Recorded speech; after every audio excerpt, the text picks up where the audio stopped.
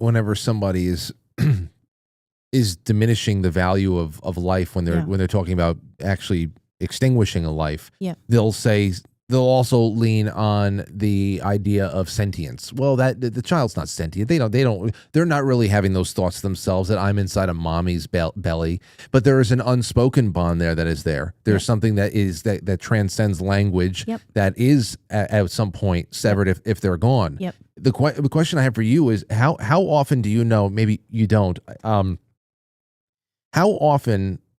more common is it, I should say, where a man and a woman who's having a hard time conceiving a child come to a surrogate with their sperm and egg, their embryo, and are saying, this is genetically, this is our child, but will you carry this for us? Where, that is where the baby is there for 9 months, but once they're out, it has been separated from the only heartbeat, the only everything it knows, sensory. It's been separated from everything it had, but it is still completely genetically the other couple's children. Now, when two same-sex people come in and they've essentially gone to a sperm bank and an egg storage facility, and they're mixing and matching by profiles, and they're just slapping things together. I don't even want to talk about that. But let's say you have a man and a woman. They've been trying for 15 years. They have an embryo, and they just need a womb. I understand it's still a commissioned job at that point, but how do you approach that? Because there is at least one angle there of, well, it is 100% genetically their child. True.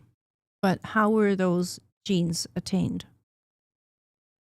So what was the process that the woman went through in order for her eggs to be removed from her body so that they could be fertilized?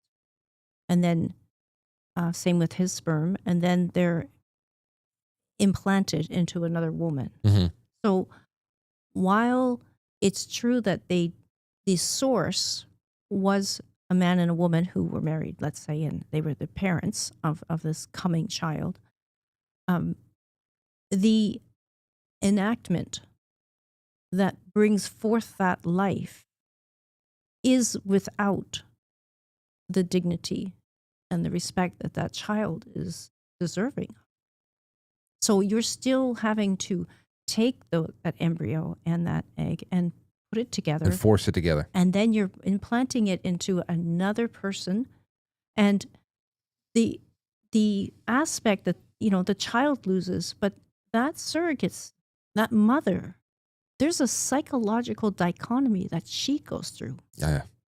Because even though she understands it to be, okay, I'm paying to do this, I'm doing this job, this is a job I'm doing for 9 months, I'm going to give birth, then I'll give this baby over, and then, maybe I'll do it again, maybe I won't, but it's just a job.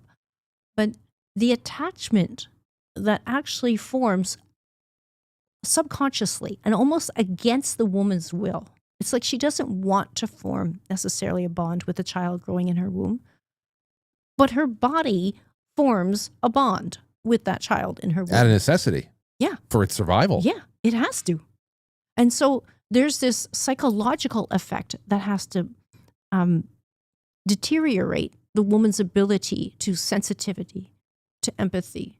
It's almost like she needs to dissociate in order to survive the separation, even though it may not be knowing to her. It's like a woman who, in her early 20s decides to have an abortion and she doesn't really think about it again at all. Okay, it's fine. It was just a thing. I just did it. Doesn't really think about it. Well, that might be the case, but years down the road, as she evolves and becomes a more mature woman, there may be aspects in her life where she's now able to look at, actually, maybe there was more to that than I care to admit. Maybe there is more there that I need to be looking at, because it causes a severance in the person. So yeah, I don't see it as a positive thing at all.